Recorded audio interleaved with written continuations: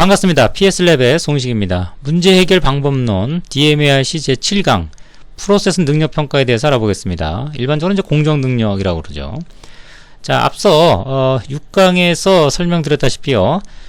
일단 측정 시스템 분석을 통해서 데이터에 대한 신뢰성 평가를 하고 또 측정 시스템 분석이라고는 그 분석 작업을 통해 드러난 문제점들이 있습니다. 그 문제점들을 우리는 반드시 해결해야 된다. 왜냐하면 측정 시스템 분석이라고 하는 것은 이제 프로세스 개선과 동격이기 때문에 프로세스 능력을 높여줄 수 있는 굉장히 중요한 활동이다. 이런 말을 했었고요. 그 다음에 그를 기반으로 데이터 신뢰성이 확보가 됐어요. 그러면 그 데이터들을 기반으로 현재 프로세스 능력, 소위 이제 공정 능력을 계산을 합니다. 자, 계산하는 방식은 50년대부터 정해졌던 공정 능력, 그러면 뭡니까? 6 곱하기 표준 편차입니다. 그것이 공정 능력이고, 그 6 곱하기 표준 편차를, 규격과 비교하면 그것이 이제 인덱스가 되죠. 그래서 프로세스 케이퍼빌리티 인덱스, 공정 능력 지수가 됩니다. 거기에는 CP, CPK, PP, PPK, 이런, 지수들이 들어 있습니다. 또, 식스시그마에서 쓰는 시그마 수준이라고 있죠. 그렇게 해서 그 평균과 표준 편차를 동시에 고려한 시그마 수준을 계산해서 현재 프로세스 능력을 평가할 수도 있습니다. 자, 현재 능력이 평가가 되면 그를 기반으로 이제 목표를 우리가 재설정하죠. 그래서 define의 목표를 설정을 했지만 우리가 이제 단계적으로 정의와 그 다음에 신뢰성, 데이터 신뢰성 평가 이런 과정을 거친 현 수준을 기반하기 때문에 신뢰도가 상당히 높은 목표를 이제 설정하게 되는 그런 단계 이렇게 됩니다. 자, 그런 갭을 우리가 극복하기 위해서 이제 영향을 주는 잠재 원인 변수 발굴 이렇게 세부 로드맵이 전개된다고 설명을 드린 바가 있습니다. 자, 이번에는 현 프로세스 능력 평가에 대해서 강의를 진행하도록 하겠습니다. 우선 우리가 그 세부 로드맵별로 이렇게 단계별로 진행하게 된다 그러면 우리가 프로세스 능력이라고 하는 시그마 수준이 나오겠죠. 그 시그마 수준을 높이기 위한 이후의 과정으로 자연스럽게 넘어갈 겁니다. 그런데 우리가 디파인 단계에서 그 범위 기술을 한 적이 있었어요. 그래서 그 범위 기술에는 네 가지가 있었죠. 그 프로세스 범위, 공간적 범위, 유형적 범위, 기술적 범위요. 특히 이제 프로세스 범위를 우리가 설정을 했는데 따라서 현재 개선을 우리가 해야 될 대상은 그 프로세스 범위 시작과 끝을 정해놨단 말이죠. 그 안에서 최적화가 이루어진다. 자, 이런 공간적 제한을 갖고 있어요, 사실은. 그런데 자, 우리가 담당하고 있는 요 영역이 있습니다. 자, 요 영역 안에서 우리가 최적화를 한다 그러면 자, 과제가 여기서 이제 계속 사이클을 돌면서 문제점들을 극복해 나가겠죠. 그런데 프로세스는 6강에서도 설명드렸던 바와 같이 연결이 돼 있단 말이죠. 연결이 돼 있어요. 그래서 이런 상황에서 내가 최적화를 할 경우에 이후 단계는 전혀 문제가 없는가? 그러니까 아무리 우리가 좋게 해도요, 실질적으로 특히 장치 산업이 그런 경우가 많은데 앞에 좋다고 해놨는데 뒤쪽에서 나중에 문제가 생기는 경우가 아주 비일비재가 많습니다. 그래서 나는 최적화지만 이후 단계는 문제가 없는지, 또 내가 또 문제를 극복하려고 노력을 했는데 그것이 앞에서 온 문제일 수도 있다는 얘기입니다. 이와 같이 어떤 그 절차의 어떤 관점에서 내 문제를 바라봐야 된다. 그런 시점이 자, 요 단계 넘어간 이후부터는 없어요. 그래서 사실은 요 프로세스 능력이라고 하는 요 단계에서 내 프로세스 범위를 한 번 더 리뷰해 볼 수 있는 그런 기회를 갖는 것이 바람직합니다. 자, 그래서 만약에 여기서 검토를 통해서요, 범위가 여러 단계로 좀 확산이 되는 경우, 확대가 되는 경우에는 단순히 우리의 문제를 푸는 것만으로 전체적으로 전체 프로세스의 수율을 좀 높이고 제품의 품질을 높인다고 보일 수 없기 때문에 자, 이런 경우는 이제 전체적인 시야를 가지고 전체적 관점에서 문제 해결에 진입을 해야 된다는 얘기죠. 이런 접근은 우리가 SQC, Statistical Quality Control, SQC라고 하는 그런 체계가 있습니다. 자, 이 내용은 품질 과정의 한 분야, 품질 과정 중에서요, 저희 랩에서 운영 중인 품질 과정 중에서 세부 과정, 관리도, 프로세스 능력, 과정이 있습니다. 자, 거기에서 좀 상세히 좀 다루고 있습니다. 그래서 그 대표적인 내용을 조금 요약을 해보면, 관리도를 가지고 전체 모니터링을 하고요. 그 관리도를 통해서 좀 비정상적인 패턴, 또 불안정 요소들, 이런 것들을 전체적인 관점입니다. 제거해 나가는 이런 활동, 이것을 이제 보통 프로세스 퍼포먼스라고 그럽니다.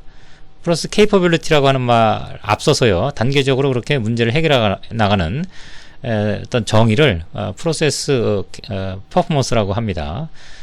그런 활동들을 통해서 능력을 키워나가죠. 그러니까 사실은 그런 상황이 도래를 한다 그러면 이 단계에서 전개의 방향은 좀 바뀐다, 이렇게 볼 수도 있겠네요. 그 현 수준과 목표 수준의 갭을 메꾸기 위해서 내 프로세스 관점 내에서, 협의의 공간 내에서, 프로세스 범위 내에서 변수를 도출하고요, 그들을 애널라이즈 넘겨서 분석해가는 이런 과정이 아니고 시각을 좀 넓힌 전체의 프로세스 관점에서 문제를 해결해가는 이런 SQC적인 어떤 접근이 또 가능할 수가 있다는 얘기입니다. 우리가 이제 문제를 못으로, 하나의 못으로 본다 그러면 도구는 망치밖에 가질 게 없죠. 다양한 어떤 역량을 좀 또 시야를 넓혀서 문제를 해결할 때 꼭 정해진 길이 아니라 좀 더 바람직한 모습이 있다 그러면 그런 쪽으로 가는 것도 문제 해결에 굉장히 효율적이라고 볼 수 있겠습니다. 자, 일단 그 정도 하고요. 필요한 부분들은 관련된 서적을 별도로 또 소개를 시켜 드리겠습니다. 과정에 대해서 또 소개를 시켜 드리겠습니다. 우선 자, 이 단계에서 우리가 바로 현 프로세스 능력을 들어가는 것은 좀 어려울 수가 있어요. 그래서 좀 참고해야 될 내용들이 좀 있습니다. 예를 들면 확증적 자료 분석 8강에 프로세스 능력의 응용에서요, 정규분포 유형에 대해서 어떻게 현재 능력을 평가하는지 엑셀로 하나하나 우리가 계산 과정을 밟고요, 또 통계 프로그램을 이용해서 확인까지 하는 그런 절차가 있습니다. 그래서 원리는 반드시 사전에 확증적 자료 분석 8강을 참고하고 본 강의에 진입하시면 이해하는 데 도움을 줄 수가 있습니다. 자, 바로 전체적인 요약으로 좀 들어가면요, 일단 우리가 프로세스 능력을 평가한다라고 하면 결국은 이제 시그마 수준을 계산하는 겁니다. 물론 공정능력 지수, 뭐 CP, CPK, PP, PPK를 계산해도 상관없습니다만, 그런 것들을 좀 포괄한 또 굉장히 또 이 포용력이 뛰어나요. 그래서 시그마 수준이라고 하는 그 단일 개념으로 이해하시는 게 전체적으로 우리가 비교하고 평가할 때 상당히 도움을 많이 받을 수가 있습니다. 우선 수율이라고 하는 것들을 우리가 계산하면 됩니다. 수율이라고 하는 걸 계산해서 표준 정규분포상에서 그 수율을 역누적으로 계산해서 시그마 수준을 계산하는 뭐 이런 하나의 그 단일화된 로직을 갖고 있어요. 그런데 우리가 여기서 필요로 하는 부분들은 그 역누적이 뭔지, 또 시그마 수준이 뭔지, Z가 뭔지, 이런 내용들이 좀 필요하단 말이죠. 자, 이 내용에 대해서는요, 확증적 자료 분석 13강부터 17강을 우리 좀 사전에 학습을 할 필요가 있습니다. 여기에는 상당히 많은 정규분포에 대한 이론과요, 그 다음에 표준 정규분포, 그 다음에 면적을 구하는 그런 그 계산 접근법들, 이런 내용들이 다수가 포함되어 있기 때문에 단순하게 우리가 이렇게 계산하십시오라고 해서는 응용력이 생길 수가 없습니다. 그래서 확증적 자료 분석의 13강부터 17강까지 그걸 철저하게 학습을 하신 다음에 본 내용을 여러분들이 직접적으로 참여하시면 바로바로 이해력에 크게 도움이 될 겁니다. 우선 그 내용은 별도로 고려를 하시고요. 자, 여기서는 일단 수율을 구하는 것이 중요합니다. 주어진 데이터가 있으면 수율 구하는 것이 중요해요. 그래서 우리가 정규분포든 비정규분포든 어떤 분포함수로서 표현되는 그런 유형의 데이터들은 적분을 통해서 수율을 계산할 수가 있죠. 자, 바로 다음 장에 설명을 또 보충하도록 하겠습니다. 일단 분포로 그려지는 것들은 우리가 규격이 있을 거고요. 그 규격을 넘지 않는 그런 면적을 계산하는, 즉 수학적인 적분 과정을 통해서 수율을 계산할 수가 있습니다. 또 이산형 분량과 결점이 있는데요. 분량은 전체 중에 몇 개가 분량 났냐 그거죠. 그래서 뭐 10개 중에 2개가 분량냐면 20%죠. 수율은 1에서 빼주면 그것이 수율이 됩니다. 또 결점 같은 경우는 두 가지 방식이 있습니다. DPU, 그래서요, 이건 포화송 분포함수에 의해서 단위당 평균 결점이 몇 개 있느냐, 그렇게 우리가 계산되는 DPU가 있었습니다. 자, 이것은 앞에 강의에서 5강에서 설명을 드린 바가 있습니다. 그래서 그 DPU를 계산해서 익스포넨셜 하면 그것이 이제 수율로 바로 오는 경우가 있고요. 또 기회, 이것도 5강에서 설명을 드렸죠. 기회 같은 그 내용을 우리가 단위별로 갖고 있다 그러면 1-DPO 해서 그 수율 개념으로 우리가 전환시킬 수가 있습니다. 자, 요 내용들은 4강이와 5강이 강의 내용들을 좀 참고를 해주시면 바로 이해가 되실 걸로 믿습니다. 또 수율 자체들은 그냥 여러가지 수율들이 있습니다. 초기 수율은 뭐 하나의 단계를 통과할 때 인풋 대비 아웃풋인데 버려지거나 아니면 재작업해서 수리해서 들어오는 것들, 이런 것들은 취하지 않죠. 바로 한 번에 단계를 이제 통과하는 그런 비율을 얘기합니다. first time yield라고도 하죠. 누적 수율은 이제 first time yield를 여러 개가 있을 경우에 둘둘둘 만다 이런 뜻입니다. 그래서 각 단계의 그 초기 수율을 곱해서 얻어지는 누적 수율이죠. 보통 누적 수율을 우리가 올바른 수율이라고 얘기를 합니다. 표준화 수율은 일종의 그 평균을 내는 수율입니다. 서로 그 CTQ들이 특성들이 틀릴 때 내는 방식이에요. 그래서 뭐 평균 개념. 예를 들면은 뭐 두 개의 수율이 있다 그러면 두 개를 곱해서 2분의 1. 그래서 누적 수율을 계산한 거에 개수분의 1 하면 그것이 이제 표준화 수율이 됩니다. 최종 수율은 이제 과정에 어떻든 간에 인풋 대비 아웃풋, 마지막 단계에서 나온 인풋 대비 아웃풋의 비율을 파이널 일드라고 합니다. 이것들은 그냥 수율이기 때문에요. 어떤 식으로든지 우리가 필요한 수율을 갖고 바로 수율로 직접 가져올 수가 있는 거죠. 자, 이 경우에 역누적이다. 즉 수율이라고 하는 건 이제 하나의 정규분포가 존재하면 뭐 작성을 굳이 한다 그러면요. 네. 이거 좀 지우겠습니다. 정규분포가 있다 그러면 모든 수율은 다 한쪽으로 몰아요. 이렇게. 네, 이렇게 왼쪽으로 다 몰고요. 그래서 규격을 설정이 되겠죠. 규격이 하나 생기겠죠. 이 수율을 자르는 수율과 불량률을 자르는 이 규격이 존재할 겁니다. 그래서 이 규격이라고 하는 부분을 표준화시켜서 그 값이 Z라고 하는 값으로 우리가 확인을 하게 되면 그것이 장기 기간의 시그마 수준이 됩니다. 자, 이 부분은 제가 말씀드린 이 강의를 참고하시면 충분히 이해될 수가 있는 내용들입니다. 자, 이건 요 정도 하고요. 넘어가겠습니다. 자, 그러면 정규분포 앞서 설명드린 것처럼 자, 정규분포가 이렇게 있고요. 규격이 0.5와 0.6입니다. 그 사이에 평균이 0.5465, 편차가 0.01934입니다. 그러면 요게 정규 곡선이 보이죠. 요 안에 들어가 있는 면적을 구하는 거는 0.5에서 0.6 사이 면적, 그 다음에 정규분포 식이 들어가고요. 여기 이제 평균, 표준 편차 이런 내용들이죠. 적분을 하게 되면 얼마냐. 적분은 우리가 직접적으로 할 수가 좀 어렵기 때문에 보통 통계 패키지를 이용하게 되겠죠. 그래서 그 수율을 계산하면 그 수율을 여기다 집어넣고 역누적으로 계산하면 그게 시그마 수준이 됩니다. 또 이항포 같은 경우는 몇 개 중에 몇 개가 불량이 났다 이거죠. 1912개 중에 392개가 났었고 이런 식으로 데이터가 축적이 될 겁니다. 그러면 이거 전체 더하고 전체 더하면 분모분의 분자 불량은 8664개고 전체 표본 크기 합은 38,264개란 말이죠. 그럼 그 비율이 불량률이니까 1에서 빼면 수율이 되겠죠. 그래서 역누적으로 구하면 시그마 수율이 된다. 이렇게 되는 거고요.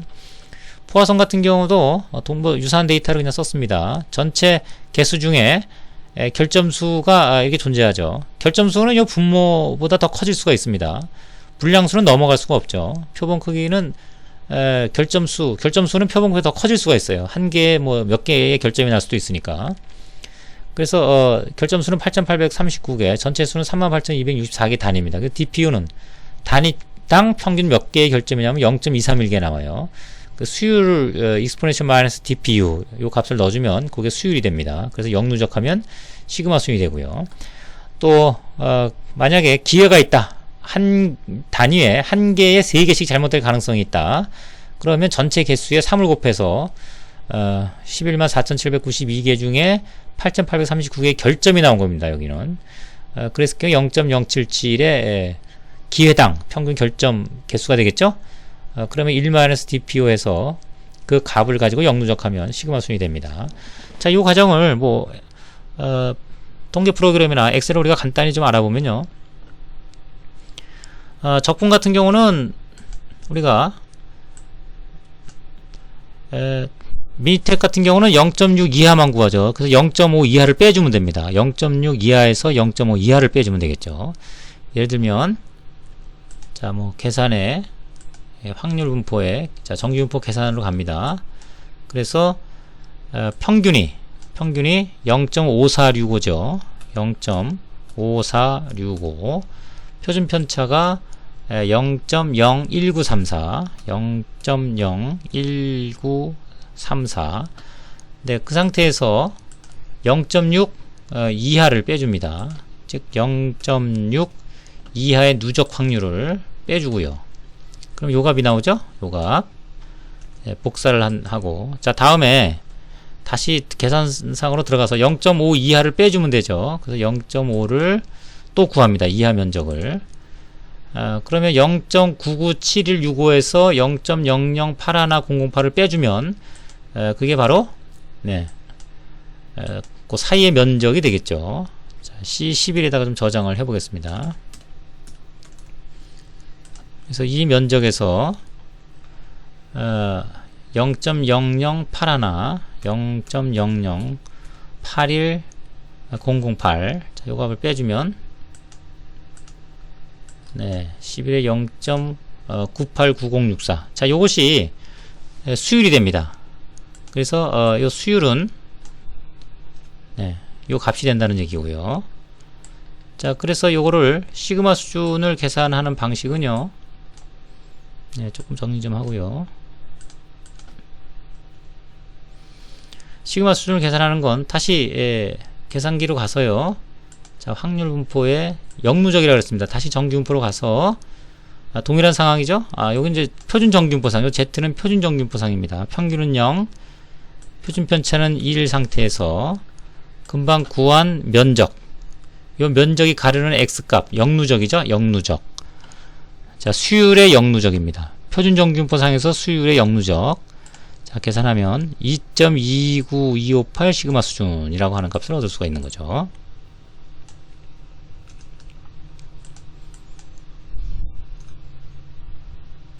네, 이렇게 되겠습니다.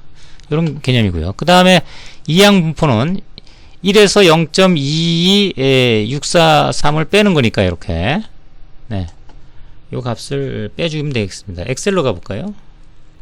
그래서 1에서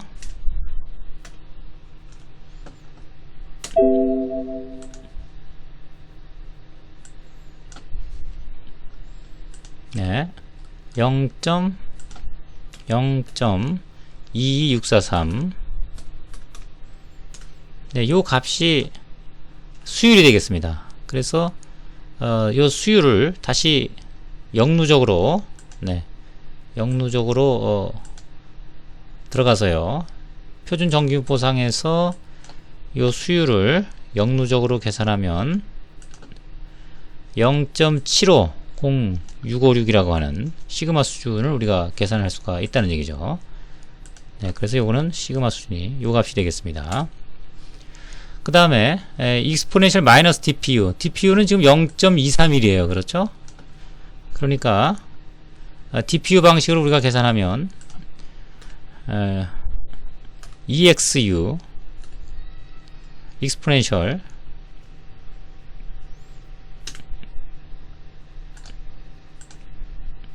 네, exponential 마이너스 네, 여기 잘 안되네요. 0.231 이렇게 됩니다. 자, 이렇게 하면 0.7653739 그거에 이제 역누적이죠. 자, 요게 수율입니다. 요게 미니 탭의 계산에 확률 분포에 정규 분포 가서 표준 정규 분포 상에서 자, 이렇게 수율을 집어넣고 역누적하면 얼마다? 0.819465 시그마 수준이 되겠습니다.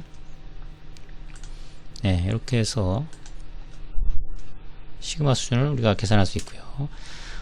DPO 같은 경우는 0.077 요거 1에서 빼주면 그게 수율이 되겠죠. 그래서 엑셀에서 1에서 빼주면 네, 0.923이 수율이 되겠습니다. DPO 방식은. 그러면 0.923에 다시 네, 역누적. 자, 이와 같이 다시 역누적을 계산하면 표준 정규 분포상에서 1.4254 시그마 수준이 되겠습니다.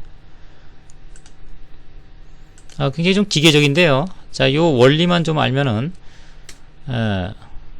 뭐 계산하는 것은 굉장히 단순하게 반복이 됩니다. 자, 요 2.29는 뒤에서 다시 한번 계산하는 과정이 또 있으니까요. 일치하는지 좀 확인하기 위해서 기억을 좀 하겠습니다. 2.29 약 2.3이 좀 안되네요. 네. 자, 그러면 방금 정규분포 같은 경우는 직접적으로 통계 프로그램을 이용할 경우에는 바로 얻을 수가 있는 거죠. 그래서 보시는 바와 같이 약 한 2.28 거의 비슷하죠. 네, 조금 뭐 차이가 좀 있는데 동일한 어떤 결론을 얻다고 볼 수가 있겠습니다. 그럼 이 과정을 잠깐 좀 같이 리뷰를 좀 해보도록 하겠습니다. 일단 우리 그 통계 패키지에서 요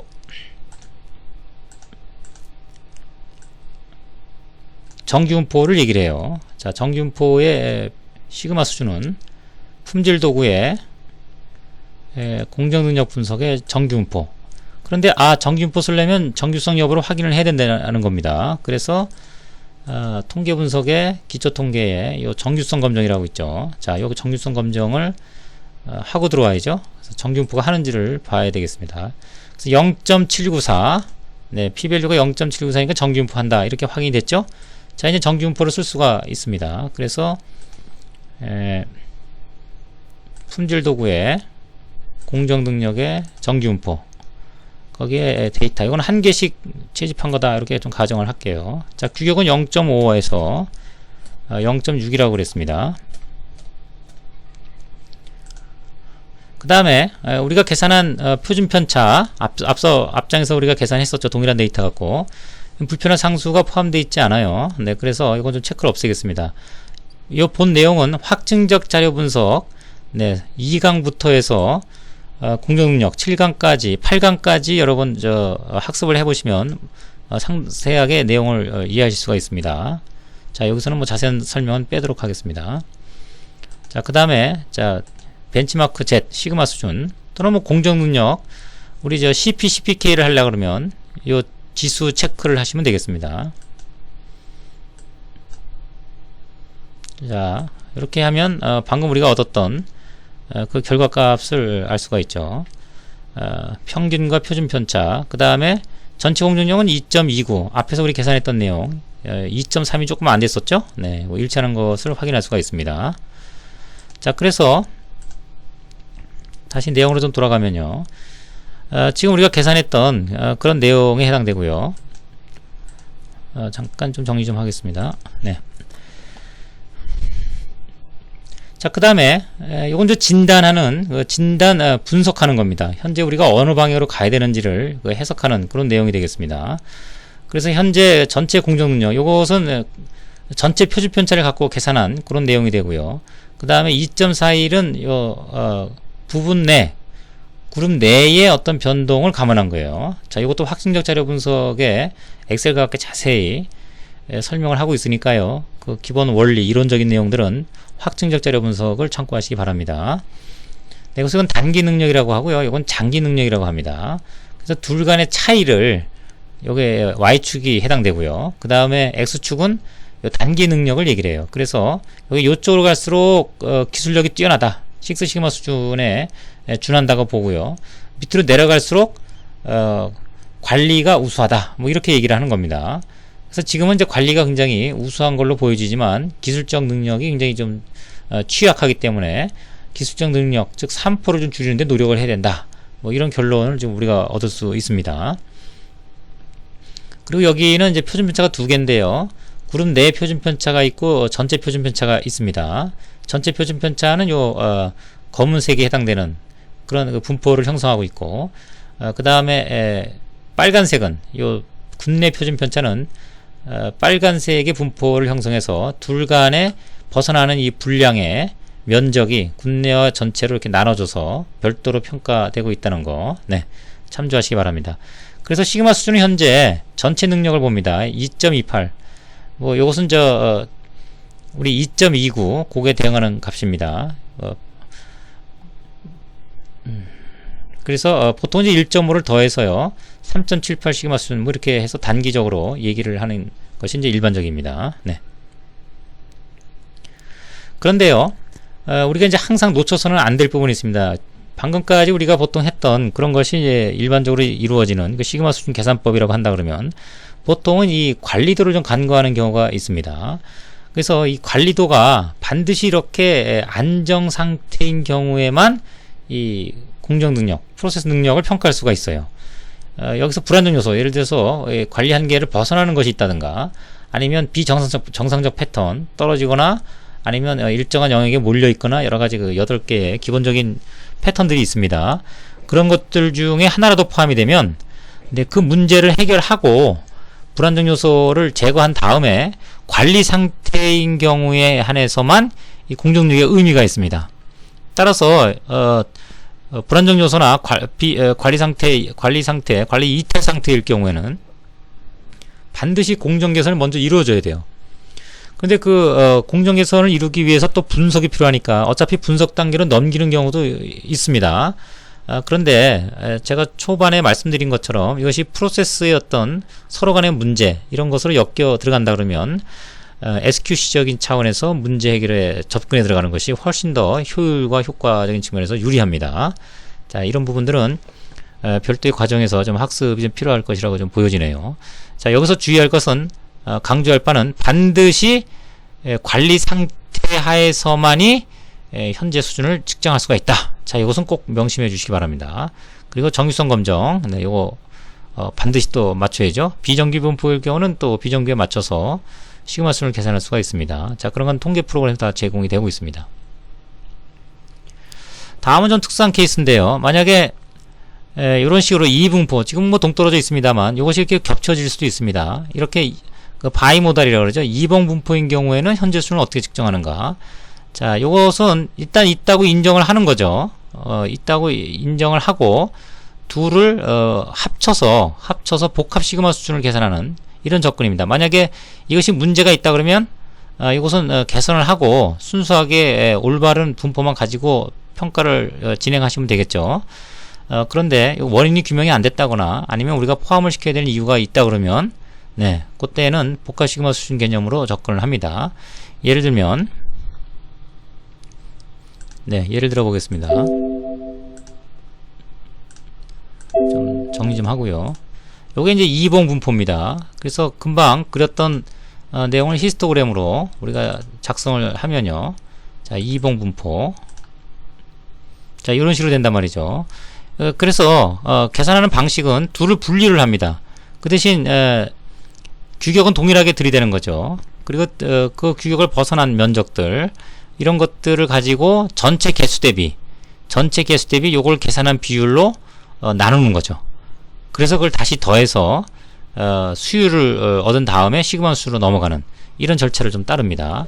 자, 예를 들면 요 각각을 좀 나눠 볼게요. 데이터를. 자, 나누려면은 요 점도표를 이용합니다. 그래서 네, 단순 점도표 이봉 분포 이렇게 확인을 하면 두 개로 나뉘죠. 자, 이 상태에서 요 편집기 가면 이 쓰레바지가 있습니다. 빗자루로 좀 담게. 여기 쓰레바지 생기죠, 여기? 네. 여기 쓰레바지 생겼습니다. 여기에 좀 담아 볼게요. 이렇게 담을 수가 있어요. 요것들을 분리할 수가 있다는 얘기죠. 그럼 어떻게 분리하냐면 편집기에서 요 지시 변수 요것들을 1로 지정하는 겁니다. 네, 이렇게 해서 빈 공간에 지금 한 1이 아까 비어 있었죠? 네, C11에다가 요것도 좀 구분을 좀 하겠습니다. 이렇게. 네, 이렇게 구분이 됐죠? 그래서 분리된 것들은 지금 1로 이렇게 표시가 된 겁니다. 그러면 요 데이터에 열분할, 네, 열분할해서 지금 이봉 분포 요거를 어떤 걸로요? 네, C11로 첨자로 좀 분할을 하면 이렇게 두 개로 나눠지는 거죠. 그래서 각각에 대해서 시그마 수준을 계산을 하는 겁니다. 이것이 이제 물론 정규 분포를 띄어야 되죠. 그래서 각각에 대해서 정규성 검정을 해볼 필요가 있고요. 물론 정규 분포가 안 되네요. 이런 건 좀 문제가 좀 생길 수 있습니다. 그 다음에 두 번째 거, 네, 이건 정규 분포가 되네요. 만약에 이것이 이상적인 어떤 형태의 데이터들이 또 포함이 되어 있다 그러면 그런 것이 좀 관찰이 되네요. 네, 이런 것들을 좀 해결하기 위한 별도의 절차를 또 따라야 된다고 생각하시면 됩니다. 자, 지금은 일단 뭐 이봉 분포에 대한 복합 시그마 수준을 계산하고 있으니까 약간 좀 상황을 좀 무시하고 좀 넘어가도록 하겠습니다. 자, 그래서 요 각각에 대해서 시그마 수준으로 가는 거죠. 그래서 정규분포에 자, 요 각각에 한 개씩 모였다고 가정하고 규격은 32와 38로 하겠습니다. 32와 38. 자, 그리고 아까와 동일한 불편한 상수. 일반적으로 이건 체크를 씁니다. 네. 일반적으로 씁니다. 아까는 표준차가 직접 계산한 거고 그걸 반영하지 않았기 때문에 제가 제거를 했었습니다. 자, 이런 식으로 하나를 구하면 지금 벗어나는 면적들 여기 관찰이 되죠. 전체가 3924.65 ppm이 벗어났습니다. 뭐 이런 내용. 또 하나를 동일하게 진행할 수가 있겠죠. 동일한 규격은 동일하게 적용을 합니다. 그러면 또 한쪽으로 벗어난 면적 18,194 이런 식으로 나온다는 얘기죠. 이거는 전체 70개 중에 20개에 해당되는 표본이고요. 또 하나는 전체 70개 중에 50개에 해당되는 그런 표본이에요. 자, 요거를 좀 기억해 두셨다가 다시 PPT로 좀 돌아가 보겠습니다. 네. 이 돌아와서요. 자, 보시면 금방 두 개로 나눴던 그런 분포들에 대해서 70개 중에 50개에 해당되는 ppm으로 비율을 다시 계산을 하는 거죠. 네, 요 계산은 지금 저 상수가 포함되느냐에 조금 영향을 미치고 있습니다. 차이는 70개 중에 20개에 해당되는 전체 벗어난 면적의 70분의 20개에 해당되는 비율만큼 또 생기죠. 자, 이걸 두 개를 더하면 요 정도의 확률값이 되고요. 그래서 이것을 역누적으로 계산하면 우리가 생각하는 2.512라는 값을 얻게 된다. 요 계산 과정을 생략하겠습니다. 자, 이런 복합 시그마 계산 방식이 있습니다. 요 내용은 교재 243부터 246까지 또 상세한 설명을 달고 있으니까요. 필요하신 분은 참고하시기 바랍니다. 네, 다음으로 넘어가면요.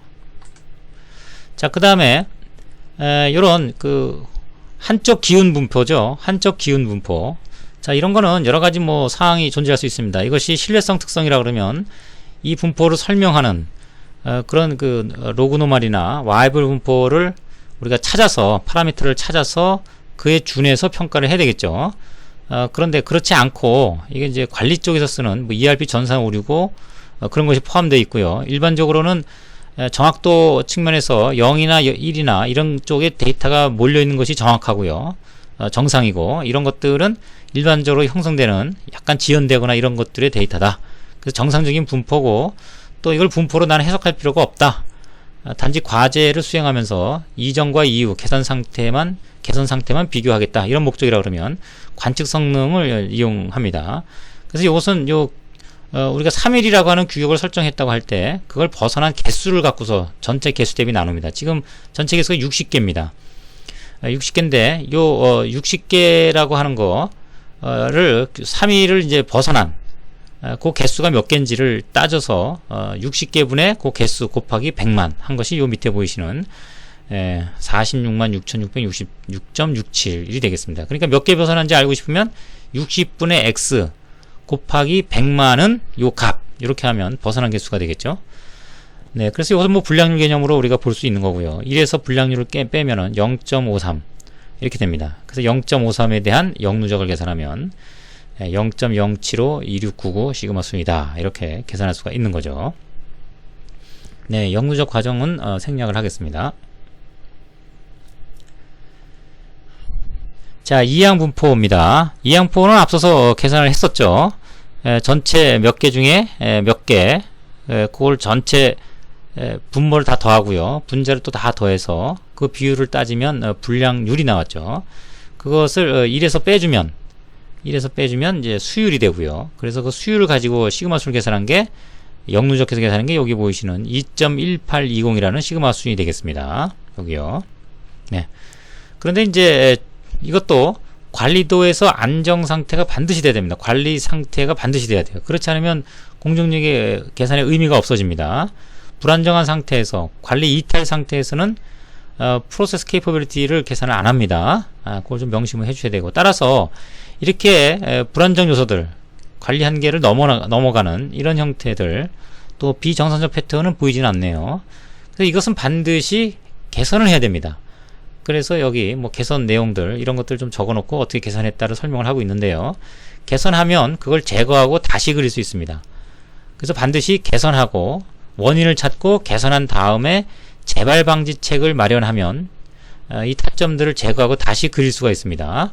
네, 뭐 그런 식으로 해서 메저 페이지에서 이렇게 프로세스 개선에 직접적인 활동이 이루어져야 된다 라는 것을 꼭 명심해 주시기 바랍니다. 그냥 넘어가고 현수준과 목표수준의 갭에 해당되는 그 X 변수만 찾아서 가설 검증하고 임프루브하는 그런 개념들은 좀 지양해야 되는 그런 사항이라고 보시면 뭐 틀림없습니다.